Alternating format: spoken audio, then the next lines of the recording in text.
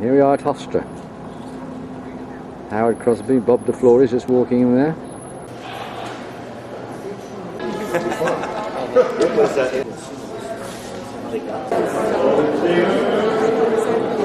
Together, far across the sea, let us swear allegiance to a land that's free, to the prairies, to the... 3 years ago, it was after the Frank Sinatra conference, and I really think that it's going to be, don't tell anyone because they're frightening, but it may be larger than the Sinatra conference.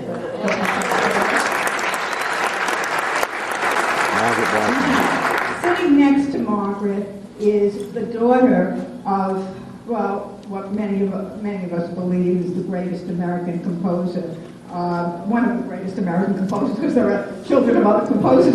But is the daughter of Irving Berlin.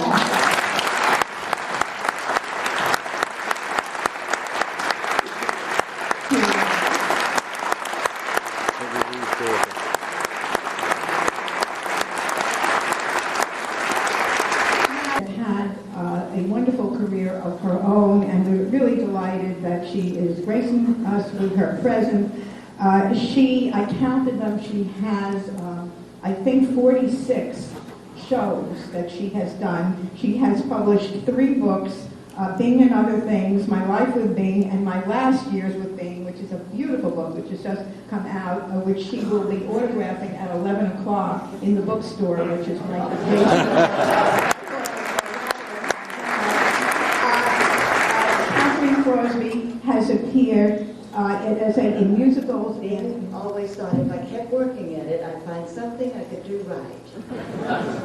I did this book mostly for you all. I was feeling so guilty for over 20 years now. I've waited, and it took me a long time to get the first one done, and then I said, I know the ending, I don't like it, I'm not going to do it. But you deserve it. Ellen was small fry by Bing Crosby and Jon Oye. I never realized until me and that stern schoolmaster when he said, could you give me some verification of that? And I picked up the melody maker, and there he was at number 17. Ye gods, he said. And anyway, that went on to several more albums, and I recorded him at Palladium. And he was something different to other people because Margaret Whiting will appreciate this because she comes from an era when people used to get up there in the studio and sing the song. With the orchestra. Ferguson. And here too, I could go on and on, but especially relevant today. That I'll give everything away. But my relationship with Bing Crosby, and especially the Crosby family, started just with a quote from another singer, Nat King Cole. Whenever he would sing his hit Nature Boy, he always had this sort of stock introduction, this spoken introduction, that he used at pretty much every concert. He would say, he would describe the song Nature Boy as a song that asks the big questions about life, like, why am I here? Where am I going? Where am I going to park? The truth is that the future really is a snap. It's the past that's impossible to explain. The crucial question that we're all asking at the millennium is not necessarily where are we going, it's rather how did we get here? So many notions on so many subjects. Thank you. It's wonderful to be here and to see so many people. Ruth and Catherine have already identified some of the celebrities among you. I want to welcome the... Thank you very much. Ruth just became my agent, manager. Here for all the kind words. I'm flattered and honored to be here. Thank Ruth and her wonderful staff, Natalie, and all the people at Hofstra for inviting me to participate in this wonderful celebration of the dear man that we all love, the reason we're all here. I can only say that so many of these illustrious speakers have said very eloquently all the things I was about to say. And in subsequent seminars and down through the next few days, we will all be able to expound more fully on the intimate and the nitty-gritty of our personal experiences with Mr. Marvin. I called her the copyright holder of Rory this publisher Burke. named D.B. Bourne, and I sent her these lyrics. I don't think they'll ever be recorded by anybody, but even Bing didn't record those. So that's my favorite song. I can arrange it for you. We live in the same building, Phoebe. Oh, So hand me the lyric and I'll take it home and give it to her. Say you gotta do this.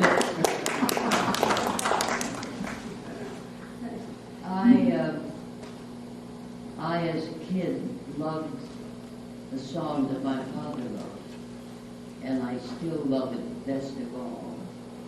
And so when Johnny Mercer was looking for a record first for me to sing on Capitol, he called me down one day and said, I found it. And I said, he showed me the copy. That's my ideal. I said, everybody's sung it. He said, you're going to sing it. It's my favorite song if you're fond of it. But it is my favorite song of Bing Crosby's, the way he sees it. My father wrote one song for Bing that he sang beautifully. I can't escape it. I never even heard that word. And we had a lot of fun on the television show. We had a lot of fun in real life at times. And we had a lot of fun recording. And I also worked, I got my producing job. And it had a turntable that was that wide. And the records he was supposed to record, every young singer in Hollywood was asked, they asked for the privilege of recording the song, they'd send it over to Bing. And he listened to it in the bedroom when I was gone. He thought I didn't know about it.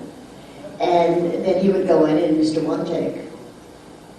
And he didn't necessarily sing it like they did. But he sang, and then he would give the demo records to Harry, who at 3 loved records, was crazy about records. And he would take them out on the side and play with them in the sun, and they would melt and do things. Then Harry got the Louis Armstrong records and took them out in the sun, and they melted. Bing was furious. Harry did not read at that time. He had a little hard time reading, and Bing is lecturing me about how the child should know the difference between them. And he sang 31 songs and remembered all the lyrics. Now you know how amazing that's got to be. Do I have to introduce him? Well, I mean, Buddy is just so well known, and is there anyone here who hasn't been here? He got his start in the 30s playing piano in the outlying states of Montana. I'm a New Yorker. Those are outlying states. In Montana and Minnesota, and then joined touring Judy Garland and Mickey Rooney. He was later a member of MGM's music department. He played on Bob Hope's Hempstead show. At NBC, he was the musical director for Frank Sinatra's Lucky Strike show and the Philco Hour with Bing Crosby. And that's where he got the name Skitch. That could be your first scholarly question, you know, the significance of the name Skitch. He received classical training under Fritz Reiner, Arnold Schoenberg, etc. And he was, Toscanini invited him to be a guest conductor for the NBC Symphony Orchestra. Nice things that you meet so many really wonderful, interesting people. And one of the best is Ken Barnes, whom I met 2 years ago. And we met in England, Ken and his wife, lovely wife Anne, and I've got a woman by the name of Dolores Reed, who became Mrs. Bob Hope. I see nobody's thrilled by that. Dolores Reed was a saloon, they called them chanteuse, I think. Chanteuse. She played excellent clubs like Billy Reed's Little Club in New York. Even owned one. It was considered that you were part of a freak show, get in the back over there with the banjo player and the tuba player. But if you walked in as a pianist, you were okay. Bing knew this. I I didn't know that he... Way, way back to the 30s. Bing was responsible for saving Mercer's career in Hollywood by interpolating I'm an Old Cowhand in Rhythm on the Range. Johnny always said that if he hadn't done that, he was quite sure he would never have worked again on the West Coast. So Mercer is a little worse for wear. You know, as you may know, he had a very bad drinking problem, but he's in great voice and he's in good form. And they're sitting on two chairs, and you can see right away that he's stiff. He's always looking at the cue card and sort of grabbing himself like this. And the more nervous he is, the more, by contrast, incredibly relaxed Crosby. So he's swinging in his chair, and he's just having a great time. And one thing about Bing, you very quickly learn when you watch the television programs, is you can always tell when Bing is doing a scripted laugh, which is most of the time, and when he does a real laugh. His whole face changes, his body changes. When he's doing a scripted laugh, it's, you know, he kind of nods his head. It's only from the neck up. When he does a real laugh, his whole body sort of becomes jelly in a way. And what really cracks him up is when he gets a real good ad-lib that nobody's expecting. And he gets a couple of beauties at the beginning. When Johnny comes out, he thinks he's got the upper hand because the script writers gave him the punchlines. He's bringing out a piece of sheet music or something that Bing worked on back in Whiteman's days. Well, Bing's lines are just priceless. And I could talk for an hour just about Bing's timing, which every musician who worked with him was fascinated by. Infallible time. Louis Armstrong, Count Basie level time. When Johnny is getting to the end of singing this chorus from Monday on, Bing is to do the last line. And just notice, he just doesn't sing the last line. He actually managed to interpolate a line of dialogue. Can I get this? Can I get this? The big finish? And then still come in exactly on the money. It's amazing. And then they begin to do a series of duets, which have some very funny puns on them. The rest of it, let you discover, please.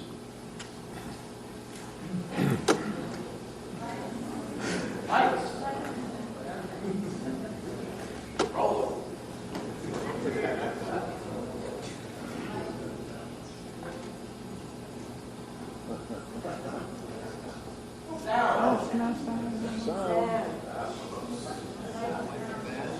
One of America's most distinguished writers of popular songs. I think he succinctly summed up the philosophy and the wisdom of the ages when he wrote, you got to accentuate the positive and eliminate the negative. And here he is, Johnny Mercer.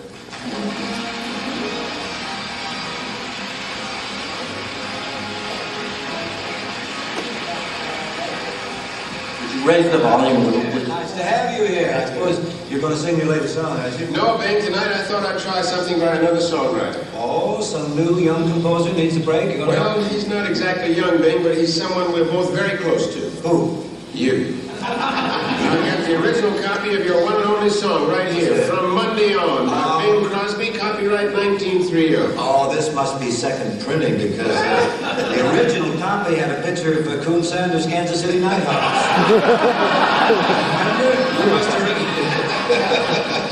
I don't know where you ever dug that up because Judge Prater promised me he'd take it with him when he went on the back. You're not going to sing it. Well, I got to. It's all part of the President's educational program. I'll give you $50 if you don't sing it. You're too late. Bob Hope promised me $100 if I would. You don't expect to get paid, do you? He still owes Russia $1,200. Well, nothing you can do about it, Bing. The deal is made. Fall back. You go sing? Yep. Here we go. From Monday on, my cares are over. From Monday on, we'll be in clover. Deathless Pro. We picked on Monday because it's wash day. Here's the line. Can I have this line? But I'll wash my blues away. Yeah. I can't go on. It's too emotional. Well, you can jest if you want, but that thing sold 20,000 copies. Just to your immediate family. That's a nice kind of ditty, though, Bing. Why did you stop writing? Well, I ran out of subjects. With one song? Yeah. Well, why don't you do what I do? You just approach the subject a little differently. After all, well, there have been a lot of hit songs based on the same idea. I see. That's an interesting speculation. Why don't we examine it in depth with a little sort of a musical game here? I'll sing a hit song by some other writer, and you see if you've written one based on the same subject. You mean I can only sing the songs I've written? That's right. But I'd rather allowed to sing songs by Cole Porter or Berlin or Rogers and Hempstead. No. What about your songs? Well, let the good singers do those. This experiment, you have to do your own tunes. I do. So here we go. Every time I sing a song by another composer, you have to sing one of yours based on the same subject. Here we go. Ah, three little words. Oh, what I'd give for those three little words. Ah, I think I got one. You got a word, son? So, how about, you're just too marvelous for words. I count how many exteriors there were, because he hated nothing more than having to put the scalp doily on the top of his head. So exteriors, he could always wear hats. And if there weren't enough exteriors, he would demand that some of the scenes to be moved outside. And there's a famous story about, I think they were doing roads in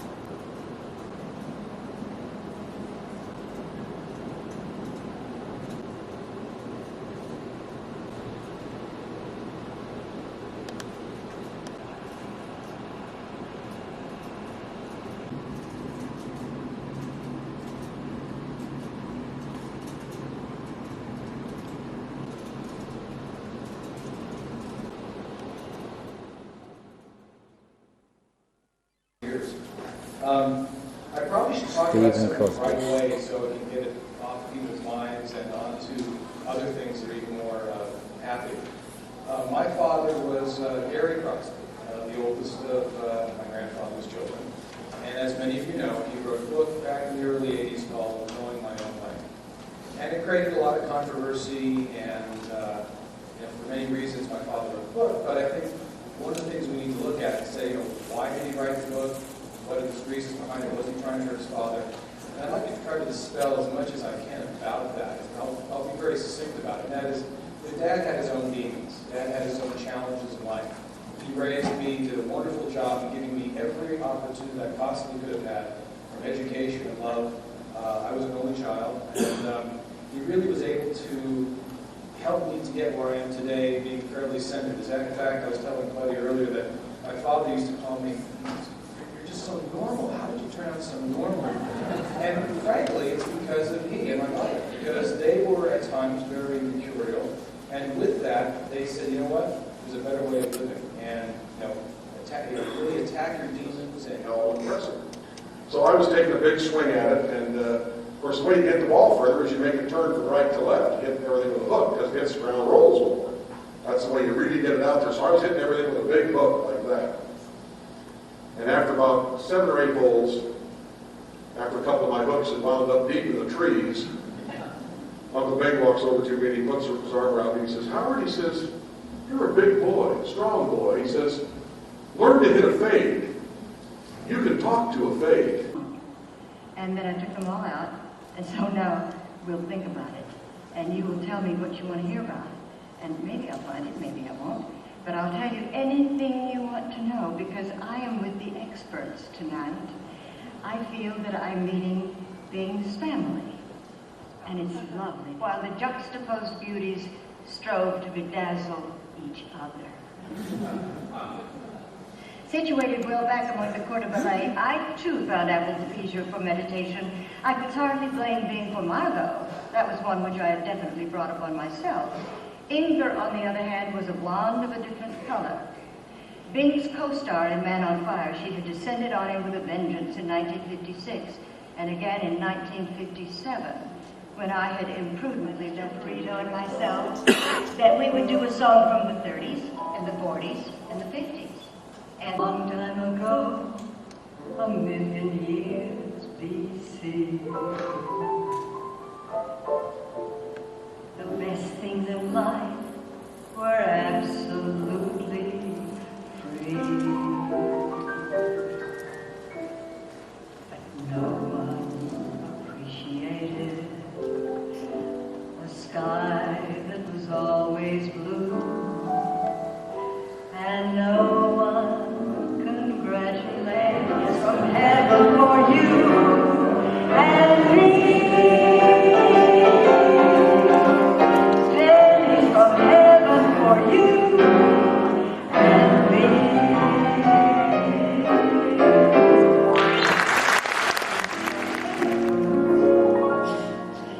You certainly know, come on, the right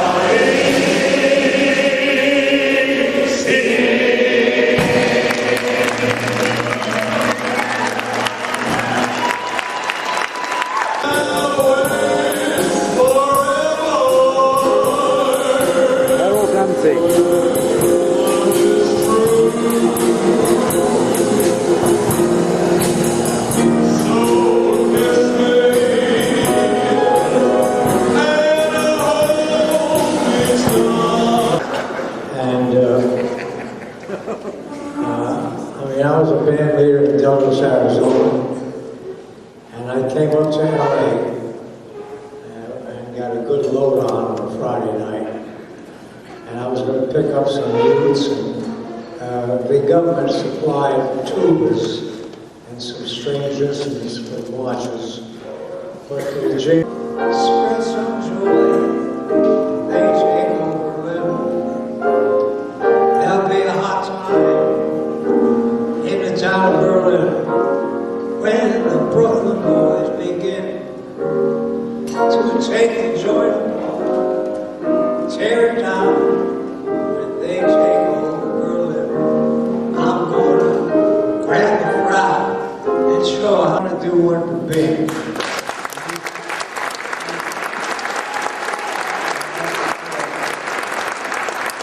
Let's call the man out of the way.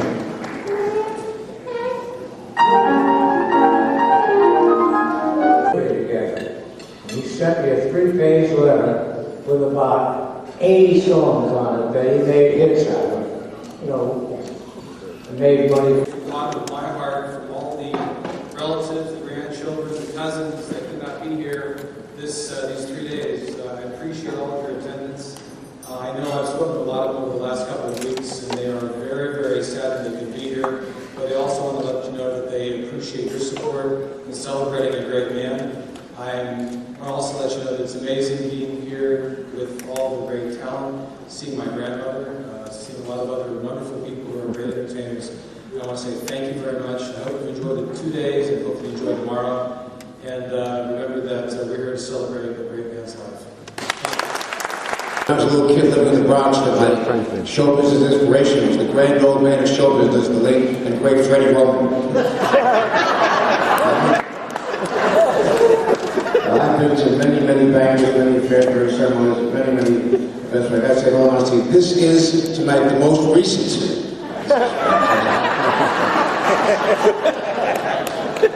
I was hoping that many of you would be in my seminar this afternoon as well about Bing Crosby. The wonderful singing star, Miss Margaret Whiting.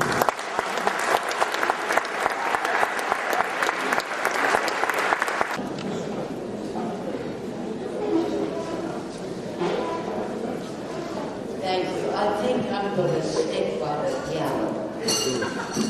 I started with my father many years ago, and I think I'll be happy. I'll be all alone on that stage. Day out, that same old room follows me above. That same old pounding in my heart whenever I think of you. And darling, I think of you day in and day out. And then taking that vow, nice word if you get it. And if you get it, won't you tell me how? I'm vaguely discontented, like a nightingale without a song to sing. Why should I have spring fever when it isn't even spring? Now I'm out on my own, but people not me. I learn, you turn the tape. Oh, sorry you brought the love the dress you brought. Why hadn't you brought me more? Now if you come, I'm welcome anything from the life.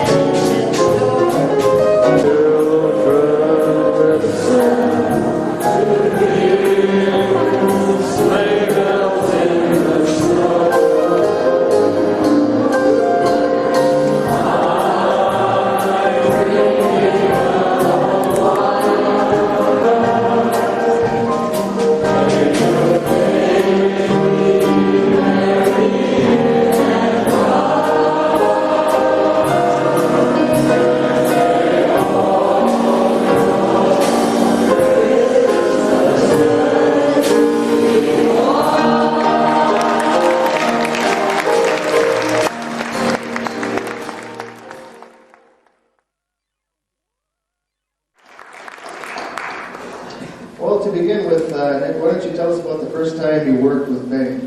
The first time I ever worked with Bing was on the Ed Sullivan Show. I had never met Bing prior to that moment on stage, and how it came to pass was that Bing had his hit record to promote or do an actual performance, live performance of this wonderful record, and we never rehearsed.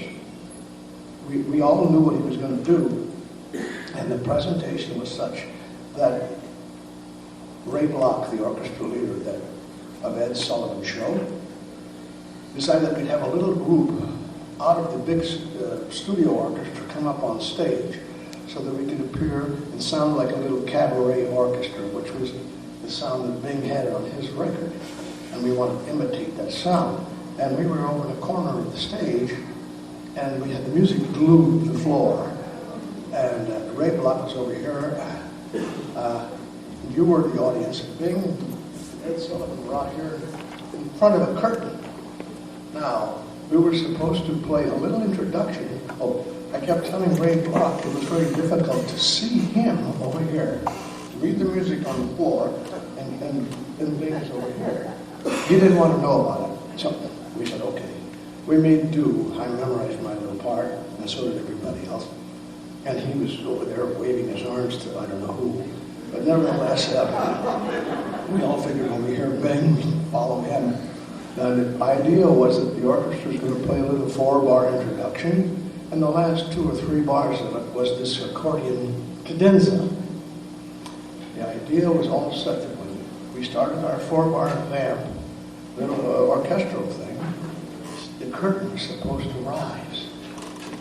And then as the cadenza ended, Bing would sing da-da-dee-dee, and so on.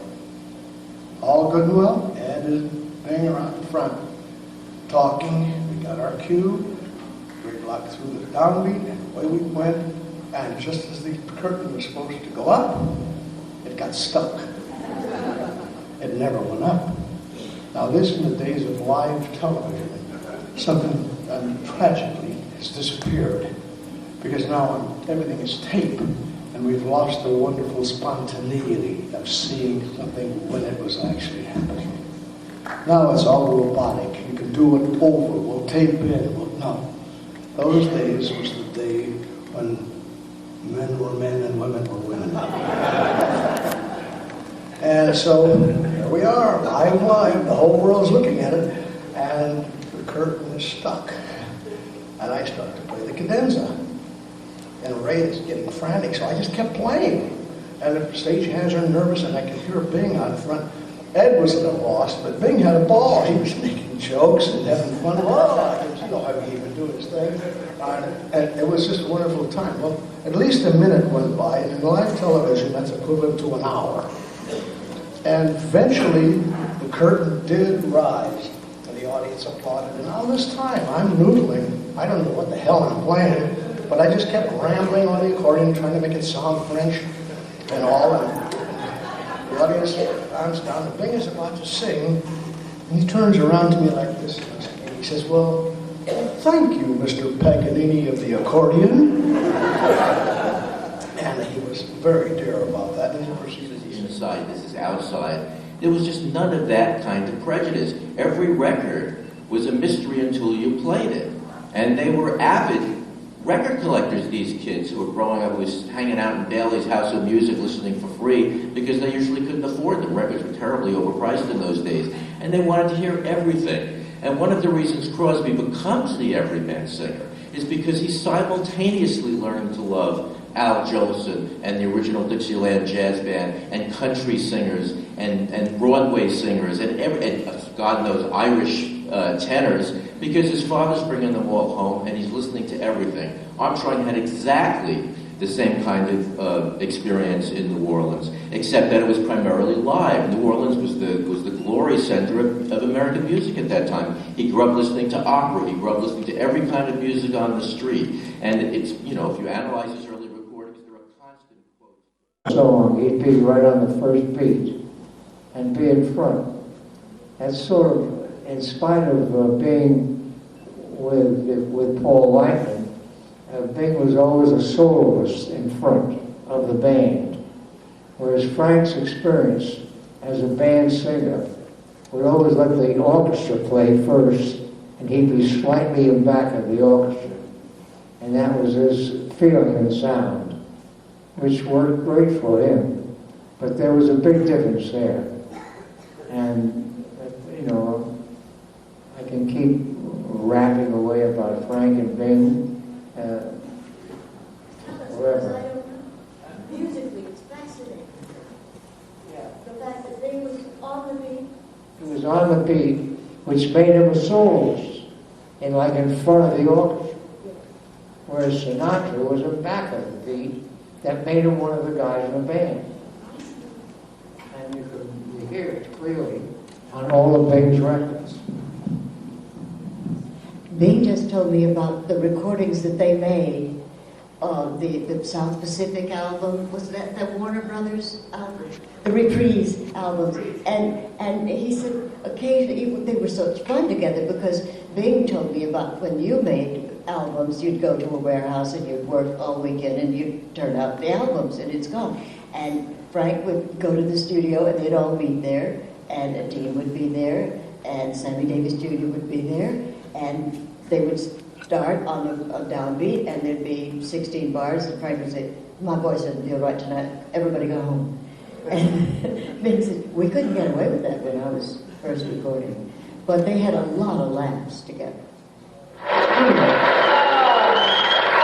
Bing, that was lovely. Oh, thanks, Dinah. But say, how about this, what's his name, Sinatra? What's he doing here tonight? Well, Bing Sinatra's a great singer. A singer like that only comes once in a lifetime. Yeah, he has to come in my lifetime. But, Bing, don't you really think Frank has great presence at the microphone? True, true. You can tell where the mic leaves off and Sinatra begins. Well, it may be true that you studied under some of the great operatic artists, but you know that you can't sing grand opera or its equivalent. You know that. Is that so? You just heard me sing, didn't you? Yes, I did.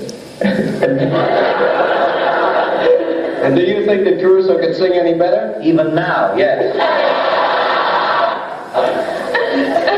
But all kidding aside, Bing, I've admired you for many years. Well, Frank, I've admired you for years. And I think you're a grand singer. I think you're a grand singer. And there's no one in the country I'd rather listen to than you. There's no one I'd rather listen to than you. Ain't we a couple of lions? Well, Frankie, looks like you and I are about to go a couple of fast heats here, so let's lace on the lessons and get at it, huh? Or, imagine that, me singing with Bing Crosby. Gosh, it's hard to believe that this is the guy I dreamed all through school about. This is the guy the girls used to rave about. But according to the inside note from the pinball section, Cross, you're heading for the last round. Better saddle your legs for the last time and ride. Getting up there, huh? Give me a dime.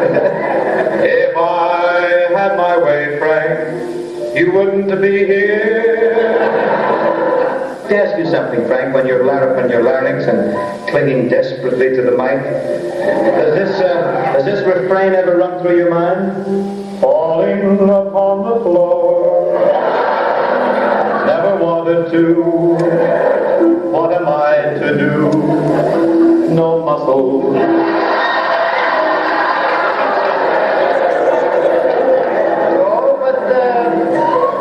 That reminds me, last night I was talking over the old days of music with John Scott Trotter. And I says to John, I says, I wonder what's become of Crosby, the Sinatra of 1909. Get my name. I think the world of things work. In fact, I heard Bing sing last night, and I know why. They turned their radios off, and so did I. You know, gang, I feel it's incumbent upon me really to dig you something confidential regarding this lad here. He sings on the air with the greatest of ease. This daring young man on our Saturday eves. His singing is graceful, and the girls he does please. And then lo, he has stolen away. Well, you gotta admit, Bing, it's nice work if you get it. And if you'd show the proper spirit, I might wire your brother Everett about you. You wire, bro? Yes, and you could stand a few lessons, you know. I was getting away with it till you come along. Lessons, huh? Sure. You gotta learn to croon if you want to win your heart's desire. Sweet melodies of love inspire romance. That's it, Muffy. I can't do it. Experienced anything quite like this, so this is a new thing for me, and it's really been fun for me because it actually has brought me in touch with some people that I haven't seen for years and has brought back a lot of wonderful memories for me. Jean Halliburton and her daughter Carol were neighbors of mine for years, and they were neighbors of Bing's at the ranch in Elko, and we were. One of the clips is Mother and Bing singing "Too Neat to Be a Beatnik, Too Round to Be a Square." And then the other clip is not just Bing and Mother together, but it is such a wonderful piece and shows this fabulous group of incredible talent that I asked if we could show that also. It's Bing and Frank and Mother with Paul Smith on one piano, George Shearing on another, and Joey Bushkin on the third. And they are all singing and playing together. So as I say, with the help of Bob DeFlores, we have this wonderful clip which we will show you now.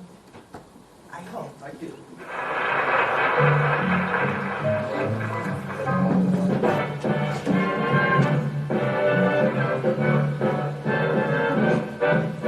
No, I'm not too keen for the real cool scene. I don't take that real gauntlet.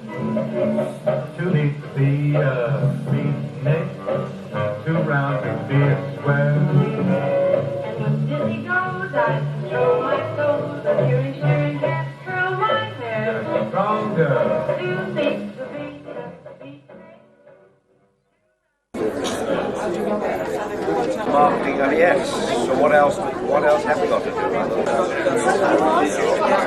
There, we're all blithely continuing. And people Robachek, who's at Pace University. So Walter's going to say a couple of words about the proceedings.